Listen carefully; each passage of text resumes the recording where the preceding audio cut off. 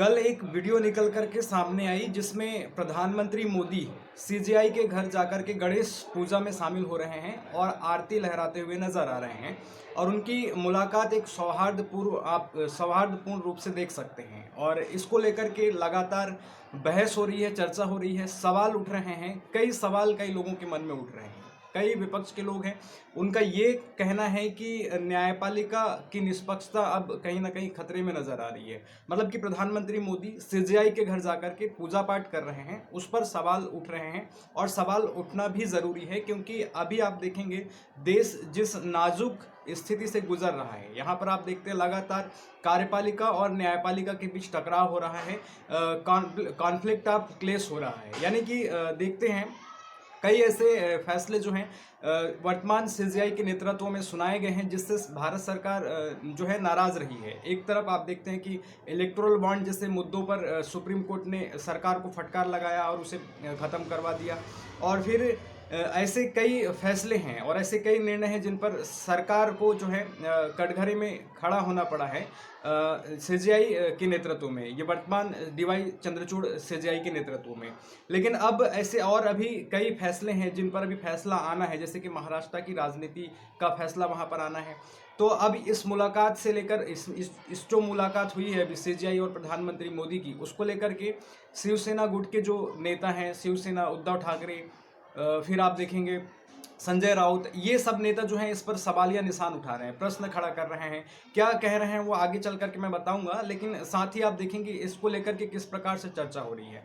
आम लोग जो हैं वो भी सवाल उठा रहे हैं कि अब न्यायपालिका निष्पक्ष नहीं रही, क्योंकि आप देखते हैं भारतीय संविधान में कहा गया है कि न्यायपालिका निष्पक्ष रूप से काम करेगी, ना तो उस पर कार्यपालिका का दबाव होगा, ना ही विधायिका का दबाव होगा। निष्पक्ष रूप से कार्यपालिका हमारे देश में काम करेगी, ऐसा प्रावधान संविधान ने दे रखा है। और सीजेआई अपने कार्यों को करने के लिए स्वतंत्र हैं, प्रधानमंत्री अपने कार्यों के लिए स्वतंत्र हैं। लेकिन हम इस दौर में ये भी देखते हैं कि जज हो या वकील हो, वो अपने पद से इस्तीफा दे देते हैं या फिर रिटायर्ड होते हैं और वो किसी राजनीतिक पार्टी का दामन थाम लेते हैं। यानी कि अभी 2024 के लोकसभा चुनाव से ही पहले हमने देखा कई ऐसे जो वकील हैं, जज हैं, जिन्होंने बीजेपी का दामन थामा।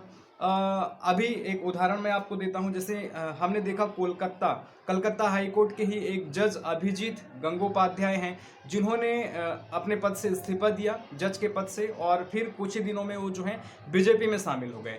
तो इस पर सवाल उठा कि आखिर न्यायपालिका में कार्य करते हुए जज कैसे किसी पार्टी विशेष का दामन थाम ले रहे हैं, बीजेपी में शामिल हो जा रहे हैं। तो सवाल उठा कि क्या इनको प्रलोभन मिला, और सवाल ये भी उठा कि वो पद पर रहते हुए किस प्रकार की निष्पक्षता का पालन किए होंगे। उनके सुनाए फैसलों पर भी सवाल उठा। जैसे उस समय जब जज गंगोपाध्याय बीजेपी का दामन थामते हैं तो टीएमसी के प्रवक्ता अरूप चक्रवर्ती का एक ट्वीट आता है, बयान आता है। वो लिखते हैं कि अब जबकि भाजपा के टिकट पर न्यायमूर्ति गांगुली का चुनाव लड़ना लगभग तय है, कि उनके हाल के फैसलों की तटस्थता पर सवाल उठना लाजमी है। मतलब कि आप देखते हैं एक तरफ न्यायपालिका स्वतंत्र है, कार्यपालिका स्वतंत्र है, और कोई जज इस्तीफा दे रहा है अपने पद से और किसी पार्टी विशेष में चला जा रहा है, बीजेपी में चला जा रहा है, तो सवाल तो उठेंगे उनके कार्यप्रणाली पर, न्यायपालिका की निष्पक्षता पर, और जनता के अधिकार हित जो न्यायालय में जाते हैं उन पर जो फैसला आते हैं उस पर भी सवाल उठेगा, और उठना भी चाहिए। उसी प्रकार के सवाल अब उठ रहे हैं, क्योंकि आप देखेंगे कुछ ही दिनों का समय जो है सीजेआई का कार्यकाल के रूप में बचा है, डीवाई चंद्रचूड़ का सीजेआई के पद पर कार्यकाल बचा है। अब उनका जो है पद समाप्ति की ओर जा रहा है, उनका कार्यकाल समाप्ति की ओर जा रहा है। तो अब यहाँ पर कई ऐसे लोग हैं जो कयास लगा रहे हैं कि हो सकता है इनको अब किसी पार्टी विशेष का दामन थामना हो। ये भी सवाल निकल करके आ रहे हैं, क्योंकि देखिए इस पर सवाल ये भी उठा कि क्या कोई जज इस्तीफा देकर चुनाव लड़ सकता है या किसी पार्टी का दामन थाम सकता है। तो इस पर जो है कलकत्ता हाईकोर्ट के एडवोकेट सुनील राय का कहना था कि इसमें कोई कानूनी बाधा नहीं है। मतलब कि कोई भी वकील हो या जज हो, वो अपने पद से इस्तीफा दे करके या फिर अपने कार्यकाल से रिटायर्ड होकर के किसी पार्टी विशेष का दामन थाम सकता है, चुनाव भी लड़ सकता है पार्टी के टिकट से। यानी कि अपने कैरियर और भविष्य के बारे में फैसला करने का अधिकार हर एक व्यक्ति को है, फिर चाहे वो जज हो या वकील हो, उनको सबको अपना एक मौलिक अधिकार मिला हुआ है। वो अपने जज के पद से भी इस्तीफा दे करके या रिटायर्ड होकर के भी किसी पार्टी विशेष से चुनाव लड़ सकते हैं, ऐसा उनका अधिकार है। लेकिन आम जनता के मन में तो कई सवाल उठेंगे ही, अगर कार्यपालिका में बैठे लोग न्यायपालिका में बैठे लोगों के घर जाएंगे, गणेश पूजा में जाएंगे, उनके साथ मिलेंगे।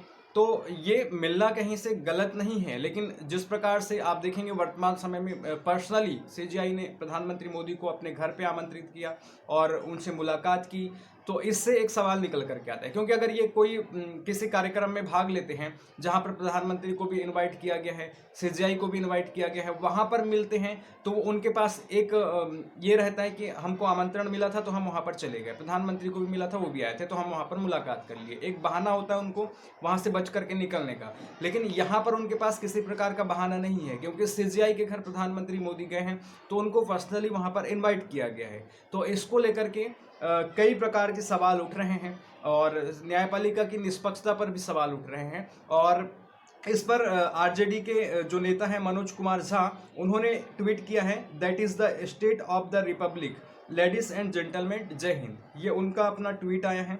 और इसी प्रकार से आप देखेंगे उद्धव ठाकरे सेना, मतलब कि जो उद्धव ठाकरे का जो गुट है, जो उनका सेना गुट है, उन्होंने भी इस पर जो है नाराजगी जताई है। उनके ही अपने एक वरिष्ठ नेता संजय राउत ने पीएम मोदी के सीजीआई के घर जाने पर सवाल उठाए हैं। उन्होंने कहा, देखिए यह गणपति जी का त्यौहार है, प्रधानमंत्री अब तक कितने लोगों के घर गए हैं मुझे जानकारी नहीं।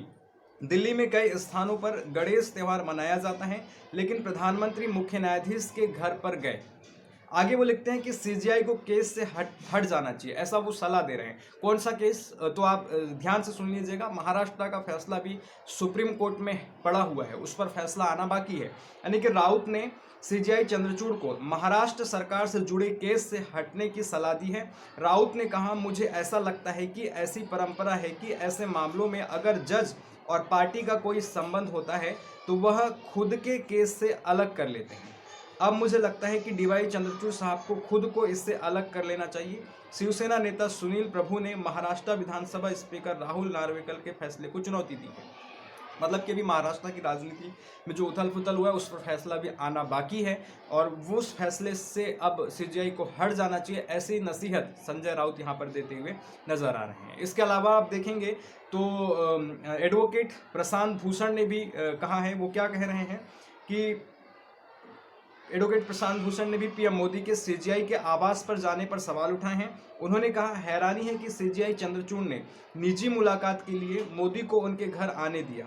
इससे न्यायपालिका के लिए बुरे संकेत मिलते हैं। न्यायपालिका जिस पर कार्यपालिका से नागरिकों के अधिकारों की सुरक्षा की जिम्मेदारी है और यह सुनिश्चित करती है कि सरकार संविधान के दायरे में रहकर काम करे, यही वजह है कि कार्यपालिका और न्यायपालिका में दूरी होनी चाहिए। मतलब कि उन्होंने स्पष्ट रूप से कहा है कि भारत का संविधान जो है लोकतांत्रिक मूल्यों की बात करता है और आप देखेंगे तो न्यायपालिका, कार्यपालिका, विधायिकाओं को स्वतंत्र रहने की अनुमति भारतीय संविधान ने दे रखी है और उन्हें स्वतंत्र रूप से कार्य करने की भी अनुमति दे रखी है। तो अब जिस प्रकार से इनकी मुलाकात हुई है उसको लेकर के न्यायपालिका की जो स्वतंत्रता है उस पर सवाल उठ रहे हैं, क्योंकि आप देखेंगे अभी कई ऐसे मुद्दे हैं जिनको लेकर के कार्यपालिका और न्यायपालिका के बीच टकराव होते रहे हैं। इलेक्टोरल बॉन्ड जो है मोदी सरकार का एक बहुत बड़ा, मतलब आप देखेंगे घोटाला पकड़ाया है और इस घोटाले को पकड़ा है सुप्रीम कोर्ट ने, न्यायपालिका ने पकड़ा है। मतलब कि आप एक तरफ इस इलेक्टोरल बॉन्ड को लाने से पहले प्रधानमंत्री मोदी और उनकी सरकार ये कहा करती थी कि ये भ्रष्टाचार को मिटाने का एक अहम हथियार साबित होगा, चुनावी चंदा जुटाने में एक अच्छा, मतलब पारदर्शी तरीका होगा, ऐसा कहते हुए उन्होंने इलेक्टोरल बॉन्ड को लाया था। लेकिन बाद में सुप्रीम कोर्ट ने कह दिया अभी इलेक्शन से पहले, 2024 के इलेक्शन से पहले, कि नहीं, इलेक्टोरल बॉन्ड से जो है पारदर्शिता नहीं आ रही है, इससे जो है भ्रष्टाचार को बढ़ावा मिल रहा है, गुप्त चंदे की जानकारी लोगों तक नहीं पहुंच पा रही है, ऐसी बात सुप्रीम कोर्ट ने कही और इलेक्टोरल बॉन्ड को रद्द कर दिया, उसे असंवैधानिक करार दे दिया और उसे समाप्त कर दिया। तो इतना बड़ा झटका सुप्रीम कोर्ट से मोदी जी को मिला। और फिर हम ये भी देखते हैं कई ऐसे मुद्दे हैं, फैसले हैं जिनसे सरकार जो है नाराज़ रहती है। बीच बीच में आपने देखा कई ऐसे मुद्दों को लेकर के सुप्रीम कोर्ट ने बीजेपी की सरकारों को फटकार लगाया है। अभी आपने देखा बुलडोज़र कार्रवाई को लेकर के सुप्रीम कोर्ट ने स्पष्ट कर दिया कि अब बुलडोज़र जो है किसी के घर को नहीं गिराएगा और उसके लिए हम गाइडलाइन जारी करेंगे, ये भी उन्होंने कहा। और बुलडोजर से किसी प्रकार का न्याय नहीं हो रहा है। बेटे के अपराध के आधार पर बाप के घर को नहीं गिराया जा सकता है। ऐसी बातें और ऐसी फटकार जो है बीजेपी और योगी सरकार को जो है सुप्रीम कोर्ट ने लगाई थी। तो इन सब चीज़ों के बीच जो है सीजीआई के ऊपर नागरिकों का भरोसा बढ़ता जा रहा था और उन्हें न्याय की उम्मीद दिखती जा रही थी। लेकिन अब इस आमंत्रण से और इस मुलाकात से एक झटके में उनका जो न्याय का जो स्पष्टीकरण था वो धुंधला नजर आने लगा है। मतलब कि सवाल उठ रहे हैं और सवाल उठाना किसी भी प्रकार से गलत नहीं है। आप कह सकते हैं कि मुख्य न्यायाधीश और प्रधानमंत्री का मिलना ये कहाँ से गलत हो गया। गलत बिल्कुल भी नहीं है, लेकिन आप इस समय की राजनीति में आप देखेंगे ऐसे कई जज जो बीजेपी का दामन थाम लेते हैं, बीजेपी के साथ मुलाकात करते हैं, पद पर बैठे हुए रहते हुए, तो फिर ये सवाल तो निकल करके आते ही हैं। और महाराष्ट्र का जो फैसला आने वाला है तो उस पर भी शिवसेना गुट सेना के जो लोग हैं उनका भी सवाल जो उठ रहा है, उनके भी जो मतलब मुद्दे हैं वो तो कहीं ना कहीं लाजमी है सवाल उठाना। तो ये सारे मुद्दे हैं, इन सब चीज़ों को लेकर के आप क्या अपनी राय रखना चाहते हैं, अपनी राय ज़रूर रखें, कमेंट बॉक्स में बताएं। धन्यवाद, जय हिंद।